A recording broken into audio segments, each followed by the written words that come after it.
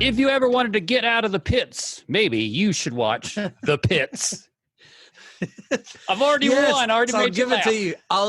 I'll give it to you. That was pretty good because honestly, this show did brighten me up.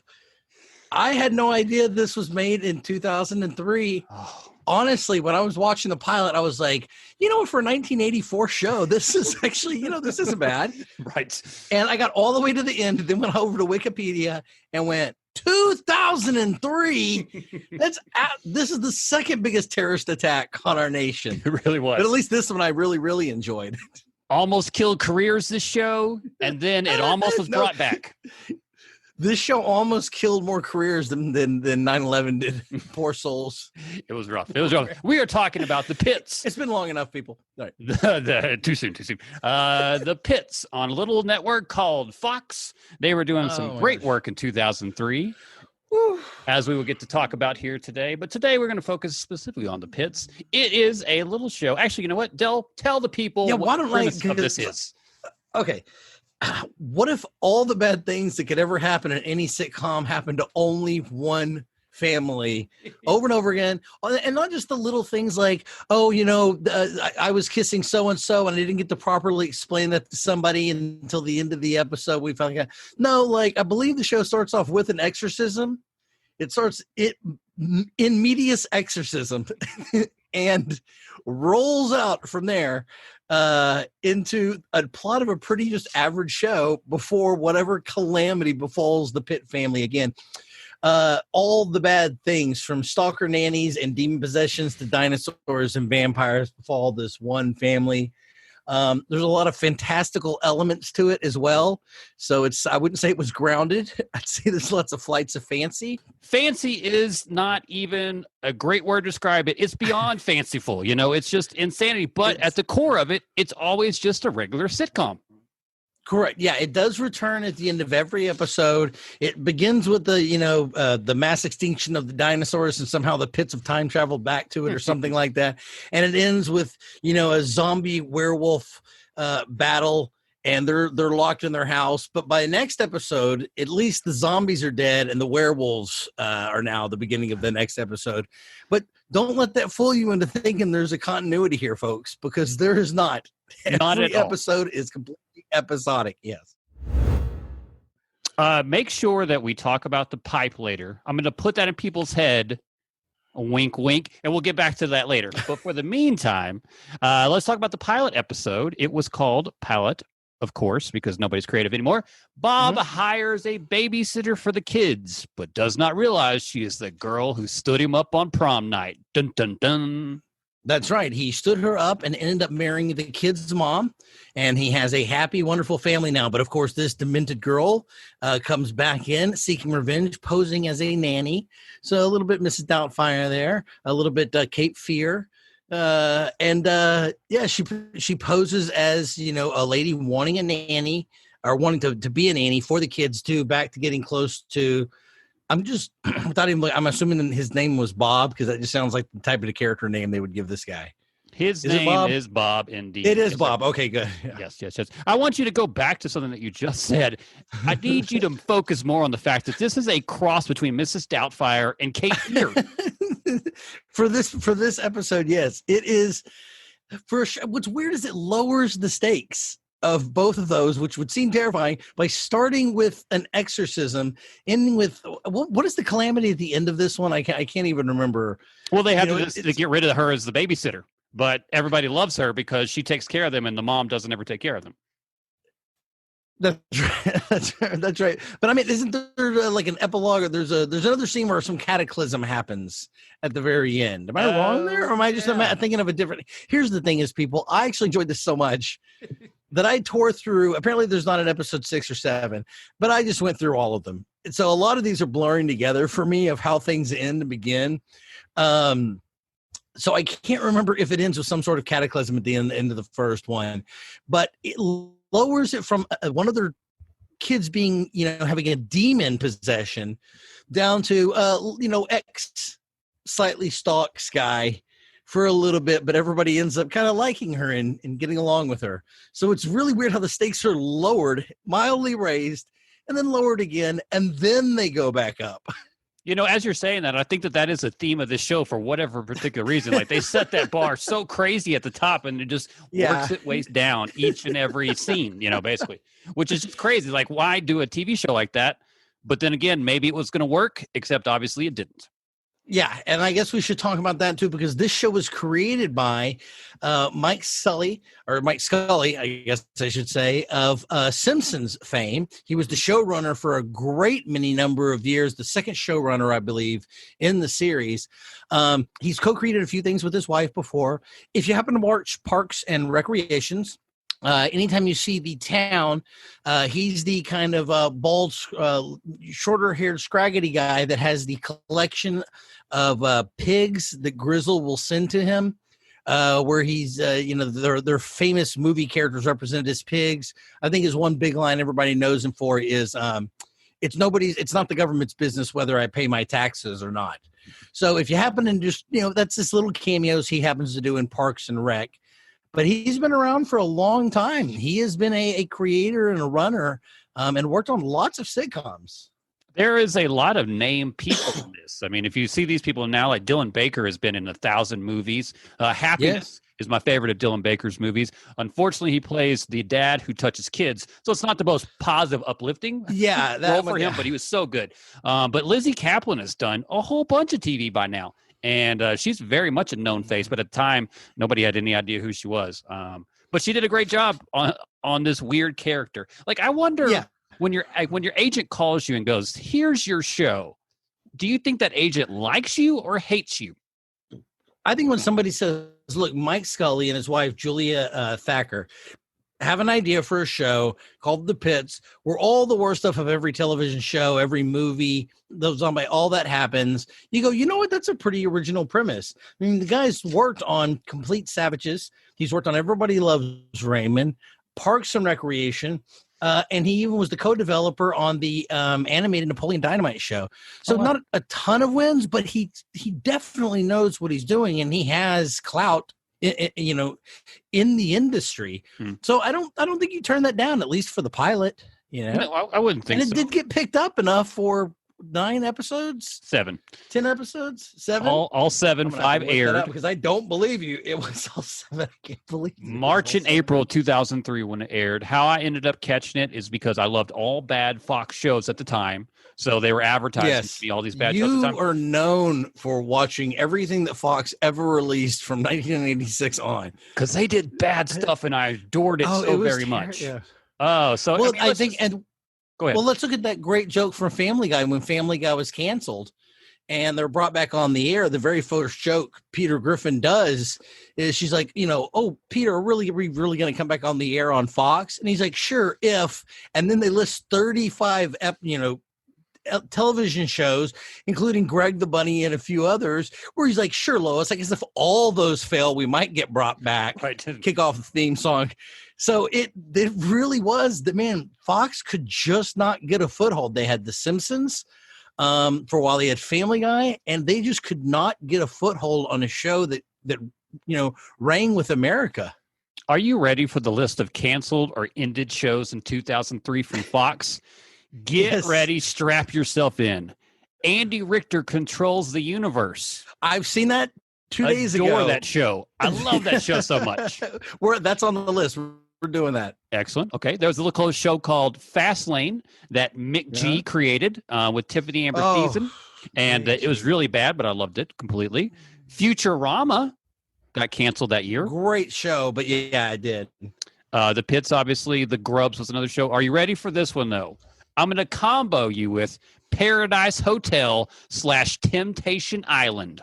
I have I don't even, my feelings are I hate it, but I know nothing about the show, to be honest. So at least one of them was a couple goes to this retreat, and there's 20 other hot couples, and basically they're trying not to bang each other.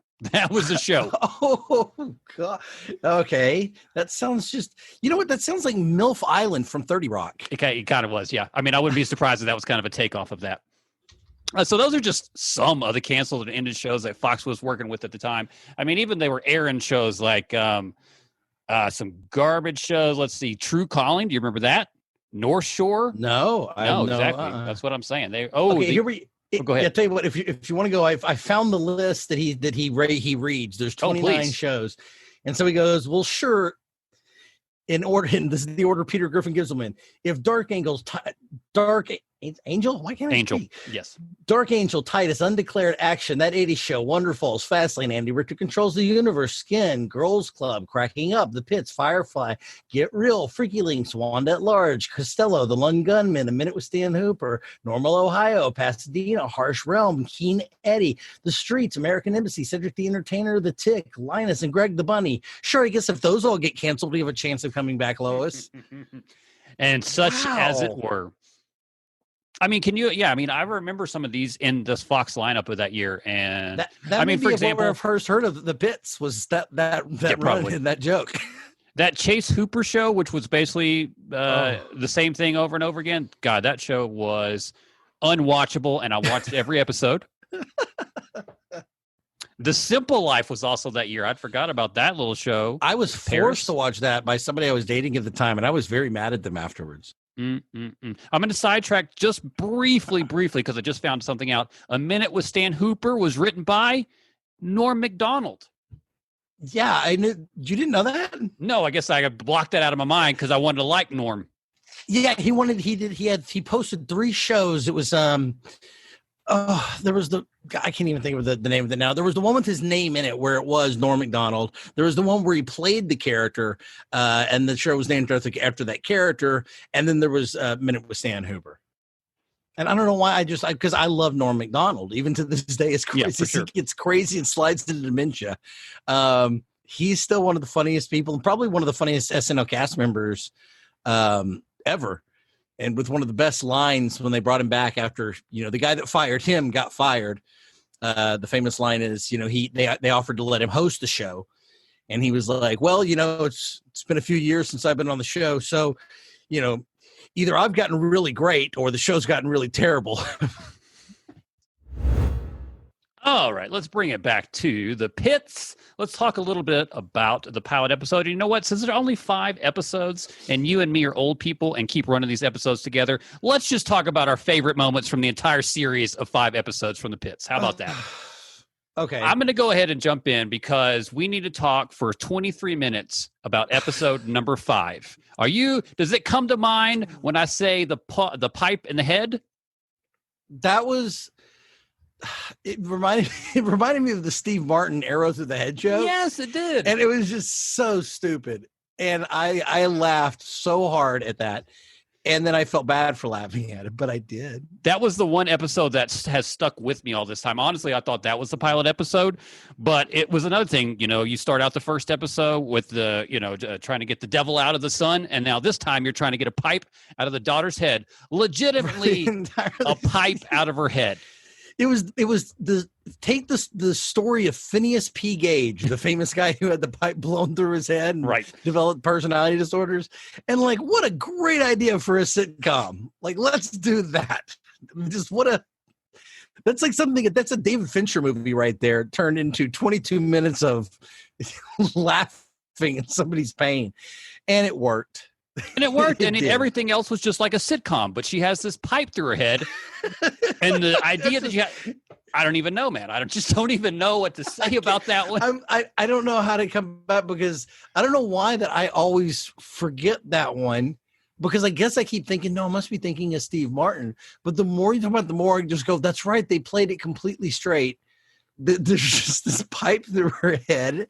And I don't know why I can't keep that in my head. And within that episode, she's competing with the girl in the wheelchair. So they do wheelchair humor. Yes. Which is not very PC, but perfect for the episode. Oh, it was chef's kiss. Mwah. I'm telling you. It was PC. It was perfectly calculated. Right. Yes, exactly.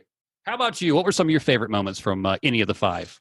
Man, the problem is I honestly have some trouble remembering. There's just they all run together because they're all the same joke over and over and over and over again. I still think one of the funniest bits ever was the exorcism at the beginning when they've all wrapped it up as cleanly as possible. They're like, okay, well, thanks. That was a whole, there was no recovery. Nope. They were like, back to the story. End of Exorcism, which was one of the most terrifying movies ever. Now let's kick off this thing about the pits. And then, of course, the tune is just so like, it's like they sat somebody down and said, write a song no one will remember, but every time it comes on, you go like, right. I've heard that. That's somehow forgettable and memorable, and there's nothing clever about it, but it's somewhat catchy. I don't know. I just how they rolled into the very beginning. Honestly, I really enjoyed that. This was something that I think is pretty comparable to that 80s show in the sense that they were really trying to do things to see what would stick. And since this is 85% a comedy and, 15% absurdity, these two things meld together so well. I would have watched those back to back, even though, again, they both got canceled within like 10 episodes. But yeah, I feel like there was something in that formula that they had. They just couldn't ever figure out how to do it. And I think what you just said, every episode of The Pits is kind of the same. After you get past the crazy bit, kind of becomes the same. Like I could see this is a show that would benefit from having one season under its belt. We got it. We did it. Just even like both versions of, The Office, we got it. We did it. We know what we worked and what doesn't now. Okay. Now let's start trying to build off our world building. Now let's put them in situations that aren't just generic, but specific to these characters now that we know who they are and how they respond to stuff. It's the same way that Always Sunny actually did right, even in their first season, is they understood, let's not do generic. These characters have these traits, and that's how these people respond. It's the same way we always talk about buddy movies, or buddy, comedies, where it's a character-driven show, and it doesn't matter what else they're doing. This is definitely a situational comedy. This is 4 people. You could have hired any actors; it wouldn't have mattered. The same goofiness happens to them; it wouldn't matter. And the same typical resolution happens like it's an episode of Small Wonder. And there's nothing that says anything about any particular actor or character, which is why they have to either, 1, you cancel the show, or 2, you got to get that under your belt and out of the way, or you just got to jump straight in knowing who your characters are. And unfortunately, shows like this, they don't. They're hoping to ride that first season of, hey, come and hang out with us just long enough for us to figure it out while you figure it out. And a lot of people don't want to go down that journey. You're the writer. You do the work. You're the writer. You figure out the scenarios. You write the characters. And I'll tell you if I'm engaged or not. I shouldn't be doing your work for you. And a lot of these Fox shows, I would say something like Firefly is definitely not something like that. That is a character show. They knew who each of those people were. But when I look at a lot of these shows, it doesn't matter. It doesn't matter who any of the people are. It's, like Undeclared. Okay, I get it. I mean, kind of, it's a little like just Freaks and Geeks, the sequel, but there was nobody that interesting in the show, How about compared to The Family and Married with Children as that went along? How much influence do you think that this show took from, especially as we got through, you've talked before about kind of the absurdity that Married with Children became. Yes. How much influence do you think that this show took from that?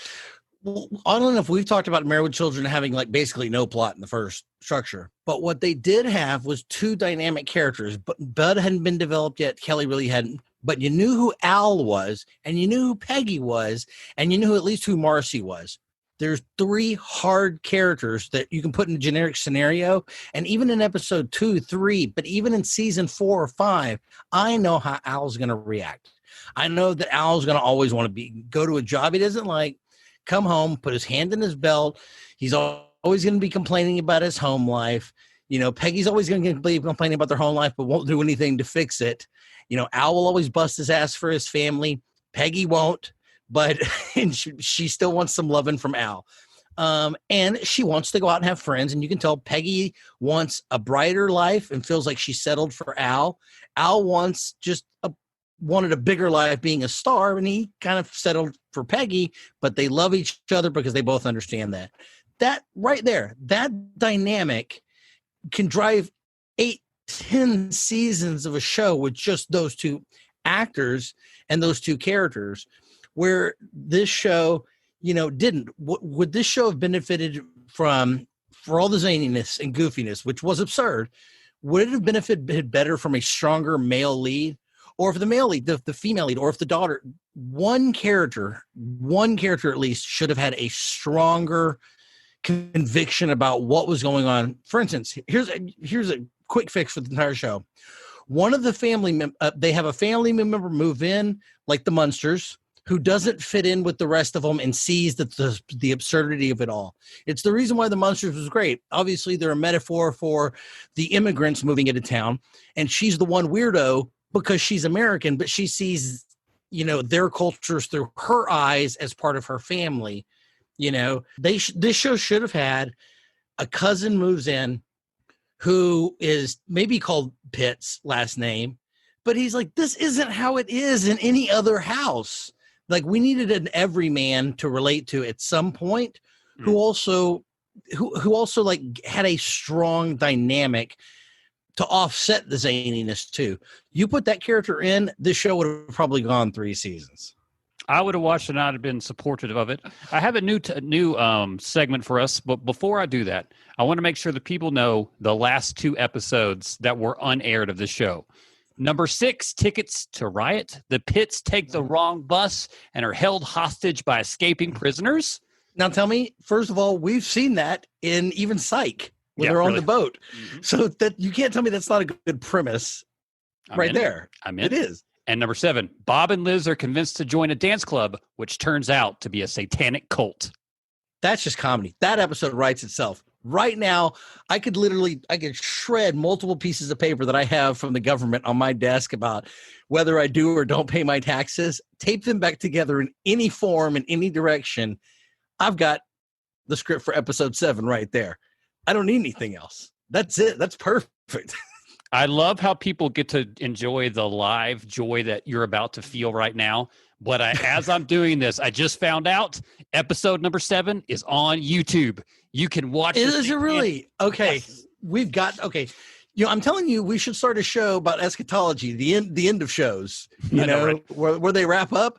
Because there are some where, like, they're great, they're brilliant, like Parks and Rec. There's some where they're self-aware, like Strangers with Candy, where they literally burn the school down so a strip mall can get built because Comedy Central took away their time slot to put a show called Strip Mall in. And then there's other just terrible, terrible, terrible ones like Alf, where they take them off to be vivisected, and they never got around to finishing it. So there's so many great final episodes too that I would love to talk about, but we may have to do maybe we'll do a 0.5 for some of these where we jump to the end, we do them and we put them as a bonus feature for some of our Patreon members. That's what I'm thinking. You get the ending episode too. New segment alert. I'm going to have to give you my answer before you give me yours because I'm going to be probably confusing. Right. So we're going to do episode 8 of The Pitts, and I need you to tell me what family situation from history do you want to put the Pitts in? Here's mine. I was literally good because I was going to say they time travel automatically. Like, definitely time traveling. I'm going Donner Party. That's where I'd like to see them go. Okay. How about you? The Sound of Thunder. They accidentally go back in time and step on a butterfly, jump back to the future. Obviously, and this has been done by plenty of other shows, but they keep coming back. They're the exact same. The world has changed, so they keep coming back and fitting right in because there's so much chaos. It doesn't even maybe click with them that the reason that every episode is terrible is because they keep jumping back and altering the past, jumping forward. And that's why they're so used to it every day being bad, is they're screwing themselves. So maybe somehow that could even maybe be the final episode or something like that, where they jump back, they step on a different butterfly each time. They perished back in the days right before the meteor hits. But then when they're born in the future, a whole different set of rules apply. And then they jump back in time again. And they keep dying in the meteor crashing into Earth over and over and over again for all time as they keep changing the future worse for themselves. Nailed it. Why did this show get canceled? And that's what I'm saying. If they had, one, given a character to offset the zaniness where we could kind of have some footing, and two, had given them, maybe they should have had, 5, 6, let's give it a limited run, bring us some more episodes. But season 2 could have been a lot better. Like once you've established this crazy world and some of the rules behind it, It's one of the reasons that one of my favorite shows, Stranger to Candy, I think, got canceled even after 3 seasons, is sometimes you do have to set rules in a universe and stick to them. And when you don't, the audience kind of goes, well, if you can just go anywhere, then why this show? You know, why this show if it can roll into and cross over with every other episode or just becomes every other episode? Why this one? And so I do think you have to set up some boundaries, you know, something like The Office. It's about an office, these people. Something like Community. It's about a community. Now it goes haywire, of course, and all those shows go off the rails at some point and go into larger territory.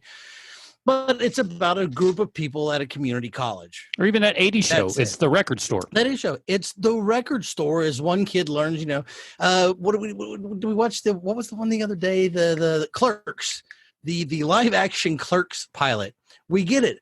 It's the two, and for some reason, it's Randall and Dante, and for some reason, another guy that's added into the show, Jim Brewer, is also in it, playing Randall.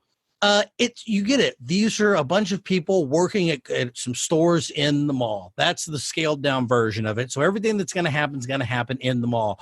You're not going to cut to an episode of them on the moon, at least until season 7, when it becomes every season. By the time you get to season 5, you've got to start breaking out of whatever rules you set for yourself. But you got to set those rules for season 1 and 2. Yep. You gotta. And that's the one thing about the Pits is they didn't. It isn't about this one family in this one town going through disasters, because it literally transverses like all of fantasy and sci-fi. I mean, to pare it down, like there was a show called The Neighbors. One family moves into a gated community. It turns out everybody in that neighborhood is an alien, and they're renting out the entire neighborhood. They didn't mean to leave this one house open, but a regular family moves in. Okay, but you know that one family is now our regular footing for the zaniness of the aliens, and it's a confined space in town that it all takes place in.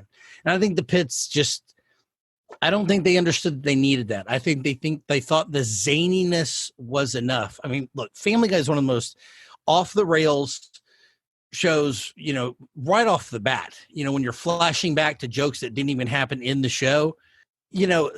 But this is the family in the town of Quahog, and this is their next door neighbor, the sexy weird guy, their black neighbor, and the crippled cop guy. That's your confines right there for at least the first 3 seasons till they were canceled, you know? I think this question's already answered, but I'm going to ask you anyhow. How much would you recommend the Pits to the people? I would say if this were like a 22 episode run for the first season, no, except maybe the pilot. But you know what? For 6 out of 7 available episodes, 22 minutes apiece, it is zany and goofy, and you're not going to get sucked into a long series. Man, I would say watch the whole show. The pilot tells you what it's going to be, and you've only got 6 episodes after that. You can get through them. This is the kind of show you put on while you're folding laundry and have a good time, you know, and don't expect too much of it. It's lighthearted. It's Fox when Fox didn't give a shit about what Fox was doing. There was apparently they found cocaine from the 80s lying around in one of the storerooms. Right. And as they were burning through it for the next 12 years, this is the stuff that came out. So, you know, find a nice bag of cocaine or a drug of your choice and enjoy the Pits. Sure. Why not? I concur with that assessment. This show has stuck with me since 2003. I've never forgotten it. I like shows that try, and while this may have failed, at least they tried. You know what? That's something I got to give Mike Scully is that this is different. This is, you know, I don't know why I'm thinking this all of a sudden. You know what exact show this reminded me of? Dinosaurs. Mm-hmm. It was the same idea of it's a regular sitcom. The novelty is they're dinosaurs. Well, this one is the novelty is they're the Pits. Mm-hmm. Everything bad happens to them. It feels, boy, now that I think about it, that is the exact show that I'm going to have to recommend when you ask for the Netflix recommendation. Dinosaurs. This feels like Dinosaurs. If someone pitched Dinosaurs and they were like, you can't do dinosaurs. Somebody already has dinosaurs. And you're like, okay, what if we did dinosaurs with humans? And someone went, well, that's all sitcoms. And you went, okay, but they're the Pits and just all bad things happen to them. And somebody went, 7 episodes, Mike Scully, 7 episodes. Go. That was The Pits. Judge us if you'd like, but these are the kind of shows we watch. So whatever, get over it. Yeah, we also grew up on this, people. So, don't blame us for how we turned out. We weren't the generation making the art at this time. This was like still, the tail end of the boomers and some of the Gen X. So if we turned out bad, people, if you don't like who we are, blame yourselves. Or blame the network that did the humans versus animals races back in the day. What are you going to do? Find us on the social medias if you like. Pilot Pass Pod on the Twitters and the Instagrams. If you want to follow us on any of those places, you can download Pilot Pass wherever you get your podcasts from. Del, let me ask you one more question today. 7? The movie, great. The number of episodes for this season, too many. And that I did when I said I had to go to the restroom, it was not that high of a number. But I guess we'll find out what a number 7 is coming up pretty soon. Don't forget to visit our Patreon. Really, any money you send us, guys and gals, it really helps go a long way, because one of the things we're going to start introducing is some merch. But we need some of the money coming in to make the stuff to sell back to you. I'm not sure I understand how economies work, but anyway, send us money to make so that we can make stuff that you buy back from us. Seems like the Animal Crossing thing, but I don't quite get it.